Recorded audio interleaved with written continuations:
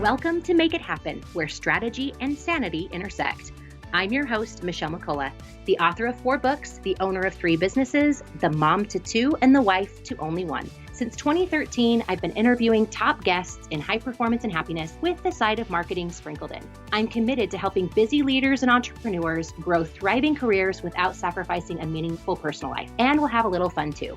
So thank you for being part of this new season, and welcome to the show. Over the past few years, I have been learning an expensive and an emotionally wrenching truth. Regret feels worse than failure. If I could go back to my younger self, I would tell her, don't be afraid to fail. Fail faster. Failing can teach you amazing things. Back in college, I worked at an advertising agency in beautiful St. George, Utah. The agency was in the center of town, and I moved to an apartment that was less than a mile away. One day, I decided I was going to rollerblade to work. Let me pause this story for a moment and just tell you that Michelle McCullough is a sedentary lass. And as I've mentioned before, my idea of an Olympic sport is from the couch to the kitchen. I'm attempting to reform this in my older years, and now I exercise 3 to 5 times a week, and I've even run a half marathon in my day. But the fact that I wanted to get on rollerblades and roll to work back then was completely outside of my athletic comfort zone. That said, Michelle McCullough is also daring and a committed lass, and sometimes I like to do hard things just to do them. So I set off on my rollerblades that were my roommates, in my business clothes, with my shoes and a backpack. I hope you can picture this. This was my 3rd or 4th time ever rollerblading. I was an avid roller skater in my elementary school days, and I was mighty good at that backward skate, I might add. But the backstoppy things on the rollerblades never made sense to me, or I was just too uncoordinated to figure them out. I had my own rollerblade braking system, rolling onto the grass. My stroll to the business park was uneventful, and just as I was feeling like I could conquer the world, I entered the business park from the rear entrance. What I never realized in a vehicle is that the parking lot has an ever so slight decline, and as I started to gain speed, I see no grass. Enter dramatic music. To get to my business building, I have to roll around the complex to get to the front of the block, and so I turn the corner at a dangerous speed, and while still processing my decisions, I see an old school, like London-style red phone booth in the corner. And just as athletic ability was not my strong suit, I didn't really excel in physics either. My naive brain says, just roll up to that phone booth, you'll tap it with your hands, and it'll bring your body to a comfortable stop. But my sheer speed had me crash full body into that phone booth, and I promptly fell straight backwards onto the pavement, and it knocked the wind and the humility out of me. And I just stayed there on the ground for a few minutes, catching my breath, waiting for the cars who had just witnessed this great event to pass by before I sat up and they could get a good look at my face. I then immediately took off the rollerblades and walked the final distance to my office. Rollerblading was an utter and embarrassing failure. I could have taken this experiment as a testament to my lack of physical ability and never try anything like this again. Or I could look at it with my experienced eyes and ask myself questions. What worked? What didn't? And what needs to change? These 3 questions are my favorite for evaluating any failure. When we look at my graceful attempt at rollerblading, what worked? Well, I actually did some physical activity instead of taking the car to work. I got some fresh air and I got some exercise. I realized that I needed more training and practice and that I should probably learn how to use those back brakes. Now, what didn't work? Me plus rollerblades equals crazy. And let's be honest, my khaki overalls and business shirt were the wrong tool for the job. So as you look at that, what needs to change? I can still exercise on my way to work and leave the car at home, but I can walk or run in more appropriate attire and maybe possibly change at the office. Simple. I wish I could say this was my only failure. The truth is, I've had a lot of them in every aspect of my life. I'm a make it happen kind of girl. I wrote a book, created a radio show, started a video series, and I've spoken to thousands of people, essentially created a whole brand around those 3 little words. But it turns out that determination alone does not always equal immediate results. I love entrepreneurship, and I've started, sold, and grown, and if I'm being honest, killed lots of businesses. But those businesses taught me a lot, and they make my current businesses that much more successful, and now they thrive. I've said the wrong thing at the wrong time in an important relationship. but I've learned how to be better at communicating and getting to my point and getting it across in a way that doesn't offend. And I've also learned that I'm not weak if I need to say, I'm sorry. I've dropped weights on my feet at the gym. I've eaten a bug that flew in my mouth on a run. And I've also sprayed myself with a can of mace. All true stories.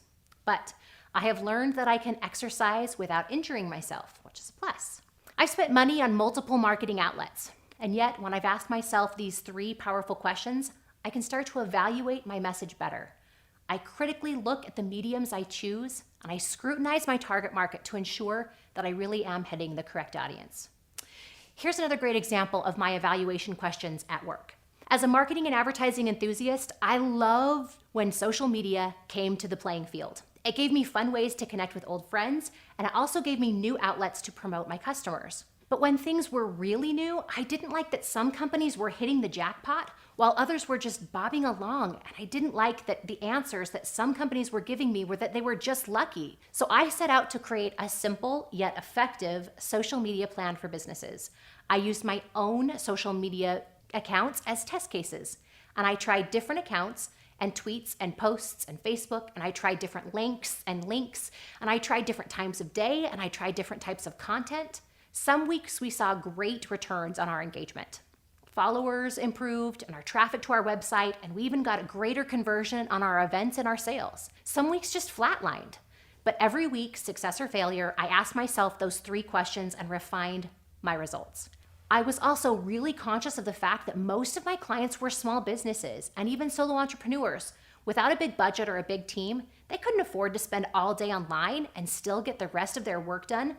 So I was determined to find a routine that didn't take 8 hours a day. And after a few years, yes, years of trial and error, and evaluating every failure for greater results, I created what I now call the social media blueprint for business. And I help experts, authors, speakers, business owners, and marketing managers, and I teach them how to utilize social media in just 15 minutes a day.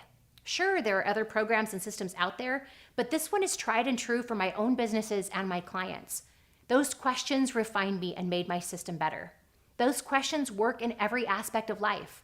When I look at the categories used in Ann Webb's Ideal Life Vision, they encompass every aspect of life into 5 succinct areas: personal, professional, health, relationships, and spiritual. Just asking those questions each week for each of these life areas has changed my life and taught me ways to always be progressing. I can look at what needs to change and move things around on my to-do list to lighten a busy schedule or reach out to help someone where appropriate. Simple weekly evaluation helps me create intentional weeks, and I'm much more effective and more productive. That said, even great plans can hit stumbling blocks. But we have to stop looking at those experiences as signs we shouldn't proceed and start looking at them for what they truly are. I call them trials of our fate. Simple challenges that really hit the core of our convictions to test if we really want the results we desire. They happen to everyone. It's the strong and the brave that power through that get the results. So even though I figured out how to dissect my failures and turn them into great learning and improving experiences, sometimes I resist new opportunities out of fear.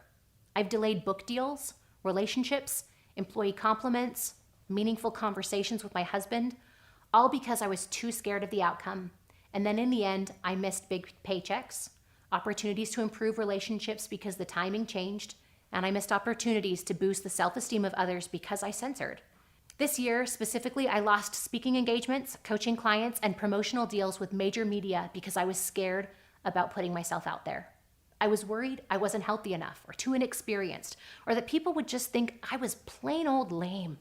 I didn't try because I didn't want to fail. And I've learned one of the most important lessons in my life. Regret feels worse than failure. I remember lots of regrets, even dating back to my single digits. I regret not keeping in touch with Alicia Gabika and Crystal Wilcox from Morningside Elementary School in Twin Falls, Idaho. Still to this day, I think of them. I regret not having more conversations with my father. There were times when I said, Dad, let me fill in the blank, watch a movie, talk with my friends, go out with my friends, instead of making me sit here with you having a dumb conversation. My dad's conversations were deep and meaningful, and by the time I could fully appreciate them, he passed away in his 50s. I regret proposals I didn't submit, deadlines I missed, and I always wonder, what would have happened if I didn't let my fear get in the way and I actually did it? I'll never know. I could have still failed, but I would have been no worse off than when I started. But if I had succeeded, how great that would have been.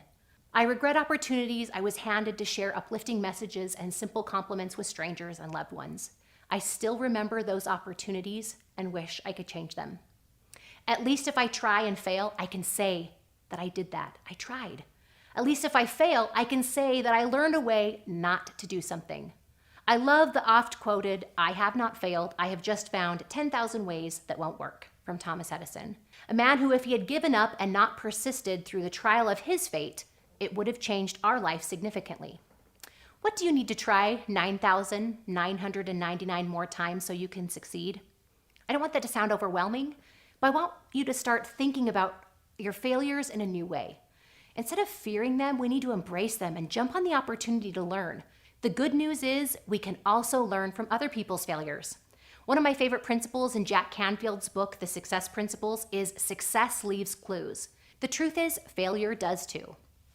Pastor Stephen Furtick wisely stated, one of the reasons we struggle with insecurity is that we compare our behind the scenes to other people's highlight reel. Though some people are more public than others about their trials, everyone is having them, and the world needs more high performers like you to set the example of how to accept failures, dust off, and move on with your head held high.